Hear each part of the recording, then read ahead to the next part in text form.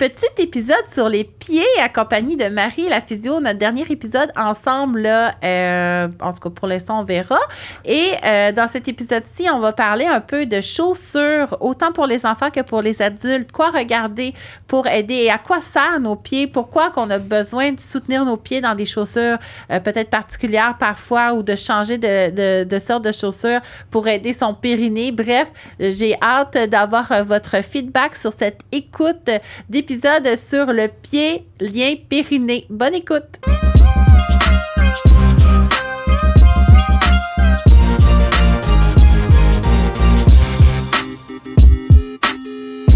Petit épisode sur le pied, Marie. On tente. Oh, petit, parce qu'on n'a pas le choix. On est mis à la porte à 2 heures, puis là, il est 1h réveil, fait que va falloir qu'il soit petit. Mais le pied, c'est pas rien. Puis honnêtement, tu sais, moi, quand j'étais à l'université, on était en grève pendant qu'on apprenait le pied. Et ça a tout été un enjeu pour moi, un sentiment d'incompétence, même si on l'a revu par après. C'est comme s'il me manquait de quoi dans moi. Fait que le pied, c'est comme si je l'avais mis de côté. Et dans mes formations périnéales, jamais on a parlé du pied, comment le pied au sol activait notre périnée, comment le pied activait notre alignement de saignement. Donc, c'est comme ça que je t'ai connue. Effectivement. Je t'ai dit, à l'aide, Marie, puis c'est une cliente commune qu'on avait, je ne sais pas si on l'a dit dans les épisodes, mais elle avait fait le processus avec moi, puis elle est allée faire le processus avec toi. Puis un exercice dans le squat, par exemple, qu'elle disait, hey, moi, je ne sens jamais mon vagin fermer ses côtés quand je fais mon squat. Puis après avoir travaillé ses pieds et pensé à ses pieds pendant le squat, là, je dis n'importe quoi, mais ça ressemblait à ça, elle a senti son vagin fermé. Fait que, tu sais, c'était pas un problème de périnée qu'elle avait en faisant les squats. C'était un problème de pied.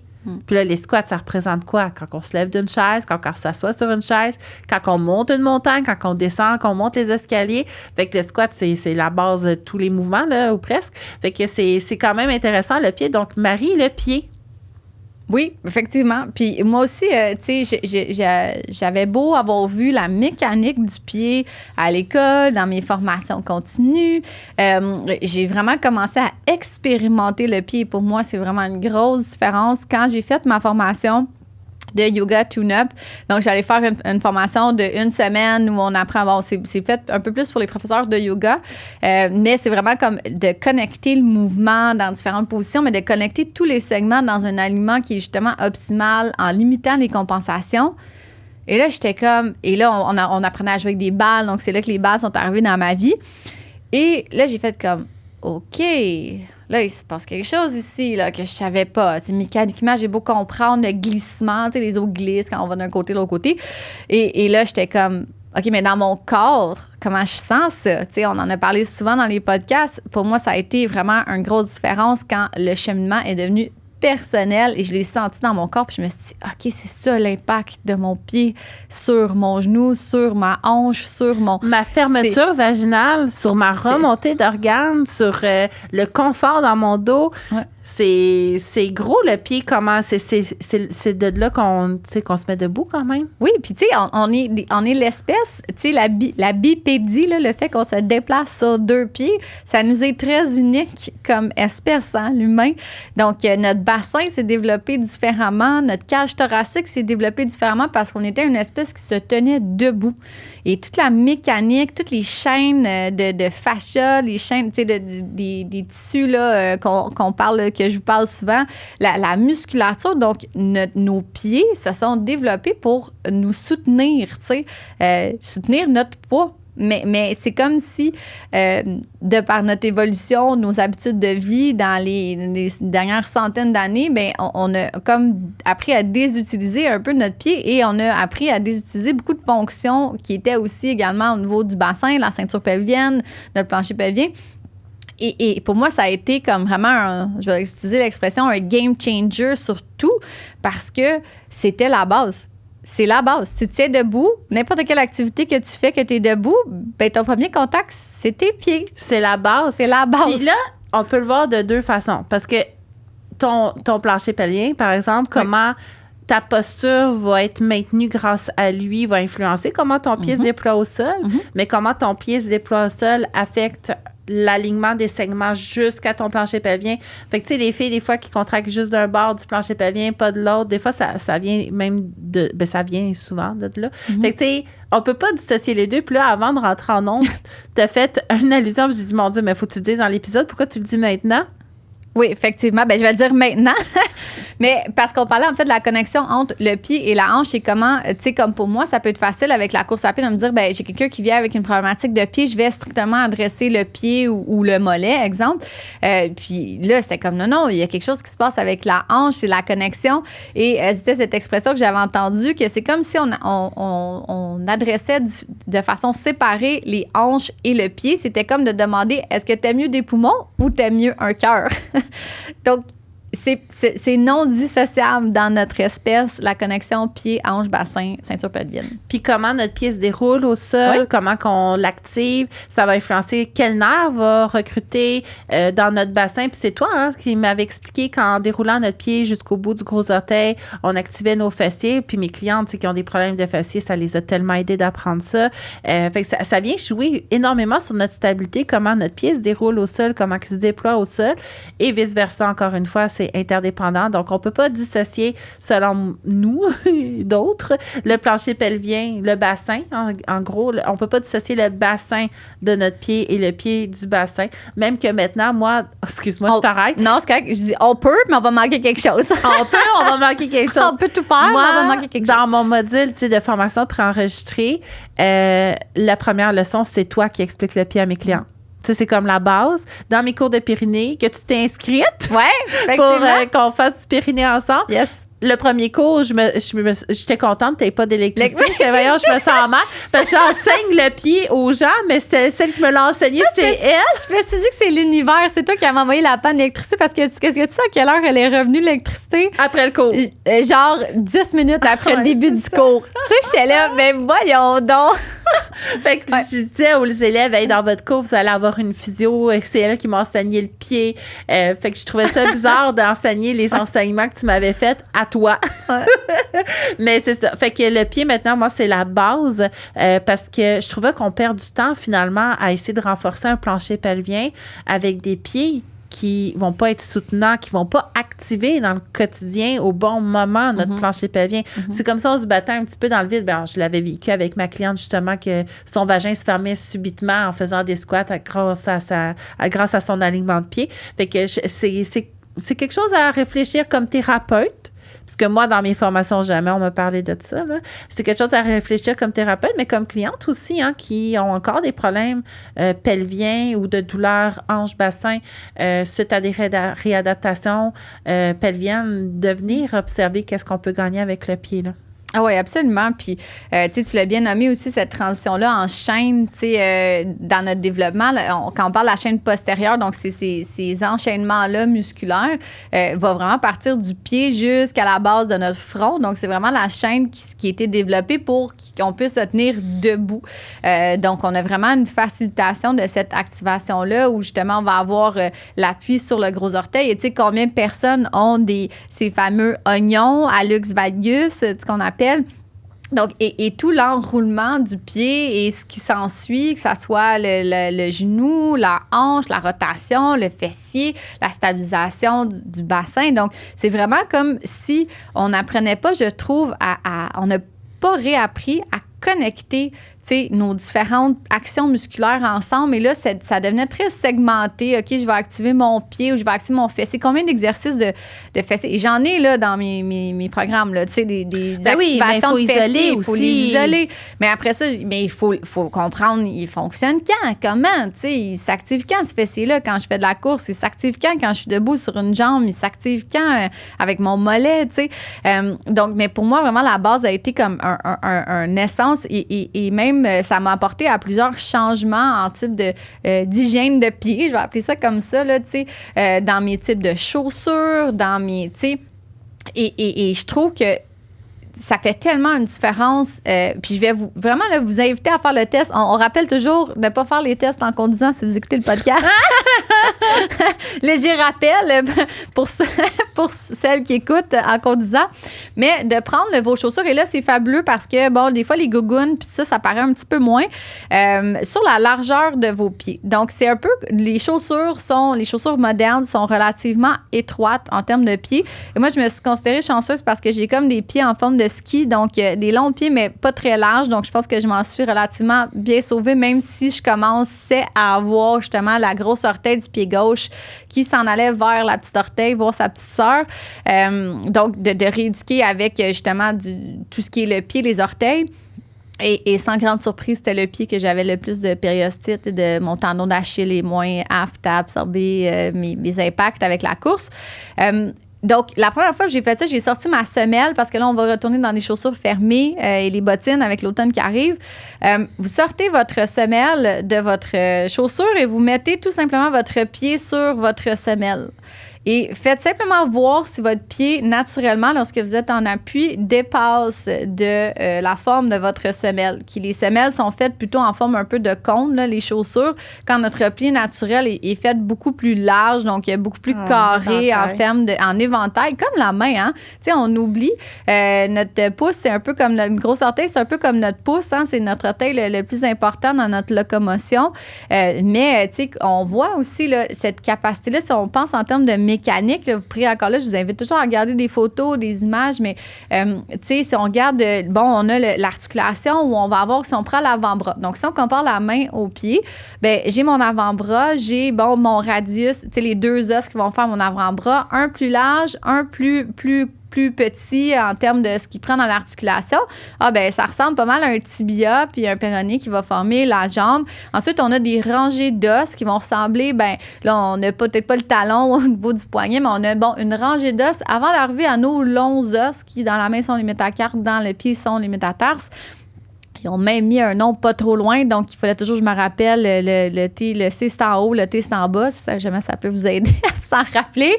Dans l'alphabet, je me disais le C c'est en haut, le T c'est en bas, donc métacarpe, métatarse. Et ensuite, on a cinq rallonges, que ce soit des doigts ou des orteils. Puis, une articulation de l'orteil qui n'est pas comme la grosse orteil, comme le pouce. Fait que, tu sais, et les tendons, longs tendons, des petits muscles très courts dans la main. Même chose avec le pied. Donc, en termes de fonction, on se dit, mais c'est une anatomie qui ressemble, oui, elle est formée différemment, tu sais, mais c'est une anatomie qui ressemble relativement à la main. Donc, et on le voit, moi, ça m'impressionne toujours quand on voit des gens peindre avec leurs orteils, hein, tu sais, des gens, exemple, qui ont eu des accidents, et tu te dis, la motricité, la dextérité possible avec cette partie-là de mon corps, c'est ça. Je l'utilise. Puis toi, tu es vraiment mobile. Tu sais, moi, je regarde tes vidéos de pied, puis je suis comme, comment qu'elle fait pour bouger de même? Fait que on le voit que tu as de la pratique derrière la cravate. Là. Bien, en fait, ça, c'est comme une fausse croyance. Je vais en profiter pour la défaire. Moi, j'ai des pieds très mobiles qui m'apportent des défis de stabilité. Okay. Ouais. Fait que moi, je pensais que c'était tes compétences de mouvement qui faisaient que c'était beau de même, mais dans le fond, c'est parce que tu es hyper mobile. Oui, j'ai beaucoup de mobilité dans les chevilles. Je suis capable de faire une pointe de ballerine. J'ai jamais fait de ballet. Tu as des pieds de ballerine, c'est ça que mes clientes disent. Oui, exactement. Mais moi, quand j'étais jeune, j'ai porté des orthèses parce que mes genoux se cognaient ensemble quand je courais. Oh. Donc, on m'a supporté large de pied. Fait que j'ai un ski bien bombé. Hein, je dis un ski, mes pieds sont comme des skis, bien bombés, mais le contrôle là-dessus était zéro. C'est ça, parce qu'il aurait fallu t'apprendre le contrôle. Exact. Enfant. Fait que mécaniquement. Ça, enfant. Les souliers, faites attention. Les enfants développent leur marche, puis on se ramasse à leur acheter des souliers qui leur chevauchent les orteils un par-dessus l'autre. Il faut vraiment acheter des souliers en forme d'éventail pour qu'il y ait l'espace d'ouvrir leurs orteils, pour leur permettre de développer toutes les stratégies qu'ils ont besoin pour avoir des bons périnées, mais tu sais, et plus, là. Mm-hmm. Et moi, j'aimerais faire l'analogie. Imagine-toi qu'on te mettrait un gant. Une mitaine. Qui vient te chevaucher les doigts, puis après ça, on te dit, mets-toi en équilibre sur tes mains. Mm-hmm. Ou viens prendre ton crayon. T'sais, la fonction, on n'est plus à la même place du tout. Là. Fait que ça vaudrait la peine, justement, Puis moi, j'ai des pieds larges. Fait que c'est pour ça que je suis tout le temps en gougoune. Mm-hmm. J'ai beaucoup plus d'espace pour mes orteils qui se déploient dans des souliers comme ceux-là. Puis je vais tout le temps chercher des Crocs parce que c'est les seuls des souliers pour femmes larges. Moi, je suis en changement. Là. J'étais, je ne veux pas dire fâchée, là, mais l'année avant que je découvre l'impact des chaussures sur, justement, mon pied, mes hanches, mon bas de dos, j'avais acheté là, des nouvelles bottes de randonnée l'hiver, j'avais acheté des nouvelles chaussures de trail, j'avais, tu sais, puis on s'entend, là, c'est des investissements financiers, puis, tu sais, je me suis dit, il y a des chaussures que j'ai mis, là, à peine quelques semaines, parce que, bon, hein, on grandit plus des pieds, fait que tu mets l'année d'après. Non. Fait que là, je suis toute en train de réinvestir dans des chaussures parce que je suis rendue claustrophobe des pieds. De te parler de mettre de talons hauts, j'ai osé mettre une chaussure propre pour quelques heures et même assise et mes orteils étaient, mais pas contentes. Mais on serait pas censé être contente. C'est ça qu'il faut comprendre. Puis en choisissant nos chaussures au magasin, il faudrait l'enlever notre semelle. Puis voir est-ce que moi, c'est un soulier que j'ai tout l'espace pour mes orteils. Mm-hmm. Oui, effectivement. Puis, tu sais, c'est à partir de là, c'est vraiment de... Puis, il faut vraiment l'expérimenter. Tu sais, je sais qu'il y a des fois, on a l'air de vous dire, ah ben faites ci, faites ça. Tu sais, je vais vous le répéter, là, je l'ai vécu. C'est pour ça que je le partage maintenant puis que je vois. Il faut que vous l'expérimentiez pour le voir. Pour comprendre c'est quoi les effets. C'est la même chose avec l'entraînement nu-pied. Maintenant, je m'entraîne tout le temps nu-pied, tu sais. Puis c'est là où je parlais de ma connexion entre mon bassin, mes hanches, mon squat, toute ma puissance du bas vers le haut, puis de comprendre que ben, des fois, c'est mon pied qui va me dire « Hey, ton squat, tu es en train de justement dévier ton bassin, là, ta fesse qui est un petit peu faible, puis que tu es un petit peu tendu. Mais je le sens, là, je suis en train de dévier sur mon talon ou sur l'extérieur de mon pied à gauche, fait qu'il faut que je me ramène centré. C'est une prise de conscience tellement rapide, vos pieds, par rapport à tout ce qui se passe dans votre corps. Et c'était intéressant, j'avais un suivi avec quelqu'un, puis elle me racontait que sa fille avait eu certains défis avec le langage et que l'orthophoniste lui faisait travailler des exercices de pied parce que le développement du pied était relié avec le développement du langage. Et là, je m'excuse si jamais je fais une erreur quelque part, mais c'est elle ce qu'elle avait vécu. Puis je me disais, c'est intéressant ça parce que, tu sais, on met aussi parce qu'on vit dans un pays nordique, hein, des bottes d'hiver, les enfants portent des chaussures, s'ils vont dans une école traditionnelle, portent des chaussures à longueur de journée, la plupart du temps, justement, qui sont fermées. Et ça fait partie de leur développement proprioceptif. Donc, tu sais, dans leur espace, dans leur... et en même temps... et ça va être peut-être un côté que les gens vont apprendre à connaître un peu de moi avec ce dernier podcast-là, mais notre corps est pour moi une éponge à énergie aussi, tu sais, donc de marcher du pied, exemple, dans le gazon, votre corps se sent vraiment différent que si vous marchez dans une chaussure qui est raide, qui est pris, qui a un talon, tu sais, donc toutes les je perds mon mot, là. Tout ce que les messages que votre corps peut vous donner par rapport à vos pieds aussi, je pense que c'est beaucoup plus grand que ce qu'on peut imaginer, tu sais. Puis une randonnée nu-pied, là, c'est bon. Oui, c'est quand on a la capacité. Oui, quand on a la capacité au niveau des pieds. Ah oui, mais là, je t'ai pas tous vos souliers aujourd'hui, parce qu'il y a une façon de faire une transition. Oui, c'est super important, là, parce que là, sinon, on va avoir une coupe d'appel parce que j'ai jeté tous mes souliers. Mais... gardez-le en tête la prochaine fois que vous achetez des chaussures, que vous ayez l'espace pour vos orteils. Puis tu vois, tu sais, t'en parles, puis hier, je le sentais. Moi, je travaille beaucoup le déroulement de mon pied, mais je suis tout le temps en gougoune parce que j'ai de l'espace. Puis hier, je me suis dit, je vais mettre mes running pour aller en randonnée. Puis j'étais plus fermée, puis j'arrivais pas à dérouler aussi bien, puis je me sentais contrainte. Fait que je me demande, tu sais, si j'aurais pas été plus confortable, finalement, de le faire comme d'habitude versus, là, tu sais, fait que est-ce qu'on s'aide vraiment? Fait que c'est à réfléchir, mais pensez-le pour les enfants. Parce que moi, je suis convaincue, tu sais, pour avoir fait des cours sur les réflexes primitifs, je suis convaincue que comment ils vont se développer dans leurs pieds, dans leur perception du corps, ça va avoir un effet sur leur développement aussi cognitif. Je suis convaincue de ça. Fait que c'est à voir à quel point, puis peut-être que d'autres professionnels pourraient nous dire à quel point, mais pour l'instant, c'est l'intuition que j'avais envie de partager. Sinon, au niveau du pied, oui. Oui, non, bien, juste si je peux ajouter, tu sais, il y a tout ce qui est aussi, tu sais, on parle de se soutenir. Moi, je dis souvent à mes clientes de se soutenir du bas vers le haut. Tu sais, quand on parle, exemple, du pied vers ça. Mais tout ce qui est l'influence aussi d'être capable de se tenir debout. Donc, quand les enfants doivent s'exprimer, doivent parler, c'est pas toujours nécessairement facile, confortable. Donc, tu sais, moi, je vais dire à mon grand, tu sais, quand des fois, il y a besoin de dire quelque chose, puis que, tu sais, c'est plus difficile, mais tu sais, on le dit, enracine-toi dans tes pieds, prends ta base, prends ton appui. Puis moi, je dis, prends ta posture d'adulte pour, tu sais, être solide dans ce que tu as envie d'exprimer, tu sais. Mais je pense que ça aussi, ça fait partie d'utiliser notre corps dans toutes les différentes facettes dans lesquelles il peut nous apporter autant cette conscience un peu comme émotive, ou par rapport à justement quel type de personne on est, tu sais, dans le sens que je vais voir aussi souvent, les pieds qui vont venir, on peut le voir de toutes sortes de façons, là, mais tu sais, un pied qui va venir s'affaisser, on se va dire, OK, parfait, la chaîne antérieure profonde avec le plancher pelvien, les adducteurs, tout ça, c'est comme c'est lourd, c'est descendu, c'est fermé. Puis en même temps, des fois, on se dit, cette personne-là a peut-être une personnalité aussi un petit peu plus introvertie dans qui elle est, tu sais, donc comme la posture va changer aussi un peu par rapport à quelqu'un qui a les hanches en rotation externe, qui va être très ouverte, tu sais. Mais ça c'est reconnu dans la littérature. Moi, j'avais lu des articles sur comment ta posture influence ton psychologique influence ta posture, puis qu'on peut déterminer par la posture l'état psychologique de quelqu'un aussi, vraiment. Puis même des meurtriers en série qui disaient... Oh, ça gagne pas falloir que je regarde les pieds des meurtriers. Non, mais... Okay. Non, attends. Eux choisissaient leur victime. Ouais. Est-ce qu'elle va être forte? Parce qu'ils veulent pas se faire mal, eux autres. Fait que, elle va-tu être forte? Elle va-tu courir vite? Es-tu craintive? Fait que par la posture, ils sont capables de dire, OK, moi, celle-là, c'est une bonne victime pour moi. Puis celle-là, non, elle va être...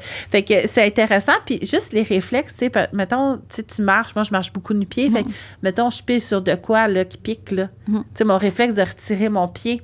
C'est pas moi consciemment qui est venu activer ces nerfs-là et ces muscles-là pour me protéger. Fait que c'est un peu ce qui va se passer aussi dépendamment de comment notre pied se déploie au sol, qui va venir choisir les nerfs et les muscles, les stratégies de mouvement qui vont s'activer d'une façon réflexe aussi, qui vont être protectrices et plus confortables. Puis ça a vraiment une influence dans les deux sens. Jouer sur la posture pour aider notre pied mais jouer sur notre pied pour jouer sur la posture. Tu sais, c'est toute l'interdépendance, encore une fois. Fait que moi, je ne sais pas par où commencer. Fait que tu vois, mon cours 1, c'est tout le temps travaillons le corps, initions et le pied.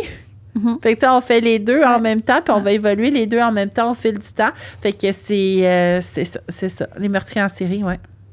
J'ai écrit meurtrier en série. C'est vrai, c'est dans tes notes. Ouais, ben c'est ça, tu sais, je pense que ça évoque comment nous, on peut se sentir. Puis des fois aussi, je pense que c'est des transitions, comment on aimerait se sentir. Peut-être comment on a appris à se sentir dans notre corps, tu sais. Ça aussi, je redonne des exemples plus personnels, puis ça m'a pris des années de cheminement, de travailler sur mes croyances, sur mes limites, sur me poser des questions, sur qui j'avais envie d'être, qui j'avais été, qui je suis habituée d'être aussi, tu sais, mais qui je suis habituée d'être dans ma personnalité, c'est aussi comment je suis habituée d'être dans mon corps. Donc, tu sais, est-ce que j'ai des postures qui vont refléter certaines attitudes? Exemple, je vais avoir tendance à souvent croiser les jambes. Ben si j'ai tendance à souvent croiser les jambes, mais je suis peut-être quelqu'un... Je dis pas que vous êtes fermé, mais tu sais, il y a quand même une certaine contraction, une protection. Est-ce qu'il y a une insécurité? Est-ce que c'est une façon de se stabiliser, de se sécuriser? Donc, si je recommence à avoir des patrons d'insécurité dans certaines périodes de ma vie, mais je vais peut-être tout le temps reprendre un peu la même posture qui va faire que peut-être que finalement, je suis inconfortable un peu dans ma symphyse parce que je vais souvent me mettre dans cette attitude posturale-là qui reflète peut-être un peu aussi mon attitude mon émotive, tu sais, ce qui se passe en dedans de moi. C'est des enjeux sensoriels aussi. Tu sais, comme moi, quand je suis toute éparpillée, je vais avoir tendance à venir me refermer pour me ramener à moi. Tu sais, moi, je vais dormir toute pliée. Je vais venir coincer mes orteils. Moi, je viens coincer mes orteils pour me sentir mieux. J'ai la grippe. Je veux dire, les chevauchés un par-dessus l'autre. Parce que je les sens, fait que je me ramène à moi. Fait que, tu sais, ça peut être sensoriel aussi, là. Mais c'est ça, tu sais, puis c'est intéressant parce que, tu sais, des fois, on a comme des éléments peut-être où on a envie de grandir à travers de ça puis de devenir la prochaine version de nous dans qui on est. Mais en même temps, je me dis, il faut que le corps y suive par rapport à ça. Lui, le corps, il a son vécu aussi. Donc, tu sais, comment est-ce qu'il y a d'autres postures, justement, que quand je me rends compte que je me reviens, tu sais, si j'ai souvent, exemple, ça qui soulage mes épaules parce que j'ai des tensions X, Y, Z. Moi qui ai les mains dans le dos parce que les chaises sont vraiment pas supportables. Mais tu sais, est-ce que je peux peut-être me choisir un autre ou peut-être avoir la perception, est-ce que je suis en train de me refermer en ce moment? Est-ce que j'ai une peur? Est-ce que je peux peut-être aller dans une posture, justement, plus d'ouverture pour dire à mon corps, tu sais, ben c'est correct. Mon corps est dans une position d'ouverture, puis là, je me sens bien là-dedans. Donc, tu sais, je pense qu'il y a des affaires intéressantes qu'on se rend pas compte que notre corps fait ou que nous, on fait faire à notre corps, là, mais les pieds sont, je pense, une superbe façon de pouvoir aussi connecter avec ça. Oui. Fait que, ben, j'espère qu'avec cet épisode-là, qui est expéditif. Je pense qu'on l'a eu, là. Il me resterait encore 10 minutes. Non, mais j'ai regardé l'heure 20 fois, là. Tu sais, mais je nous connais, quand on conclut, ça prend 10 minutes. Oui, 10 minutes. On conclut 10 minutes. Fait qu'on a presque fini, mais voyons voir. Voyons voir assez. Fait que moi, ce que j'aimerais des thérapeutes, peut-être qui écoutent, c'est justement, tu sais, dans les formations, on n'entend pas vraiment parler.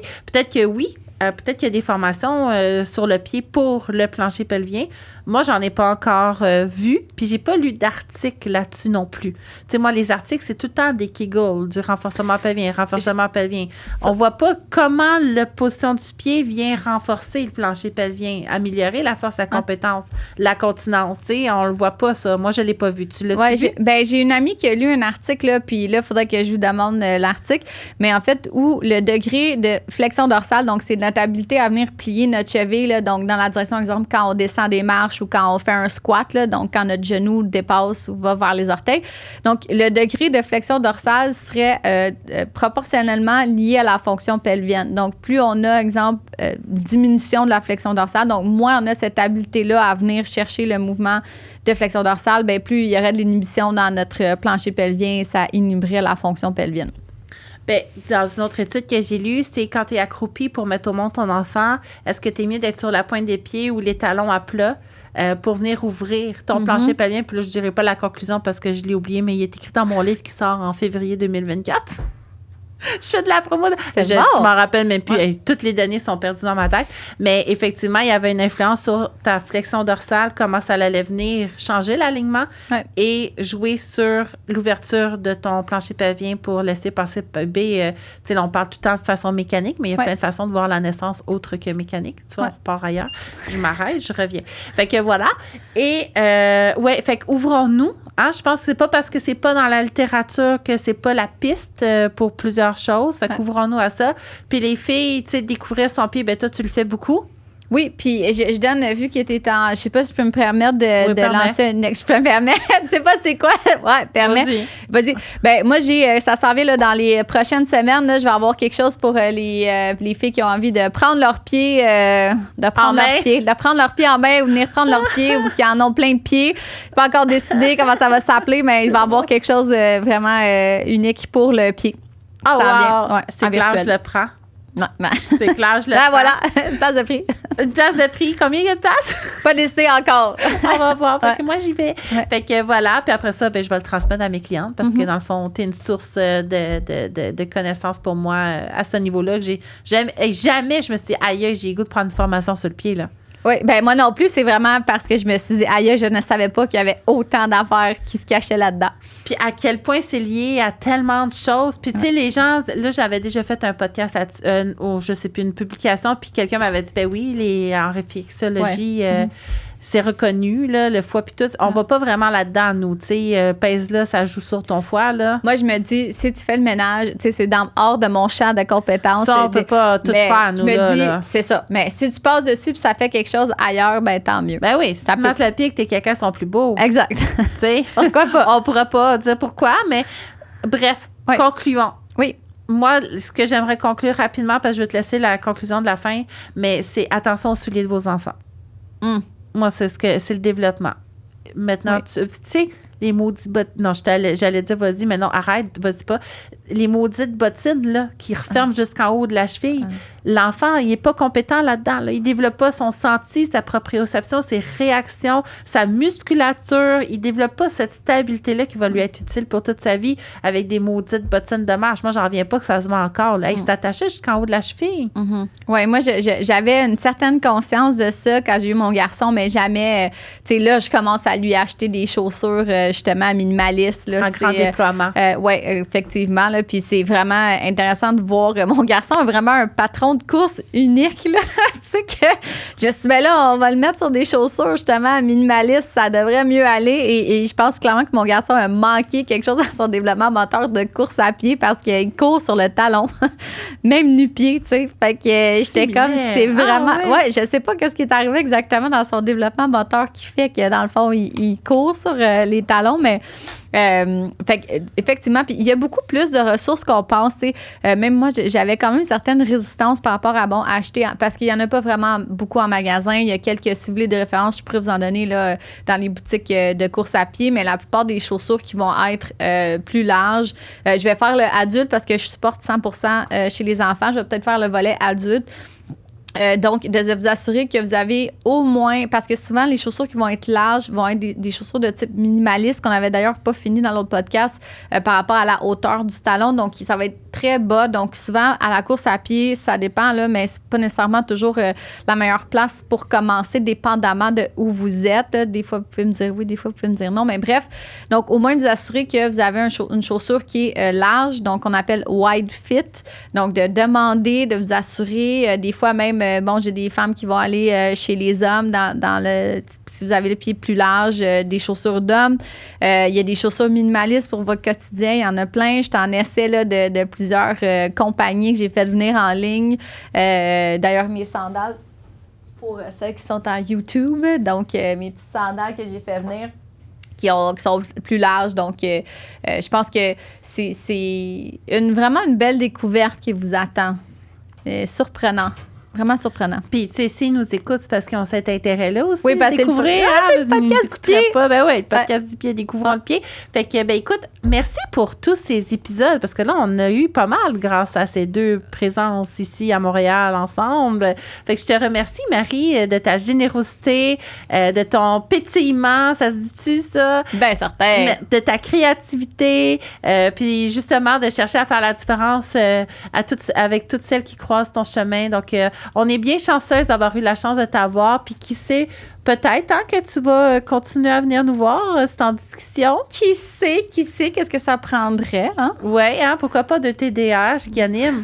Mais pourquoi pas? C'est peut-être ça que ça prendrait pour brasser les affaires. Ben oui, pensons-y. Fait que voilà, je termine ce bel épisode de pied de cette façon-là. Donc, je vous souhaite encore une fois plein de belles découvertes dans votre corps. Laissez-vous l'espace. C'est pas une charge. Il ne faut pas le voir comme une charge, découvrir son corps. Découvrons dans le plaisir. On a toute notre vie pour se reconnecter à lui. Donc, je vous souhaite beaucoup de plaisir à découvrir vos pieds.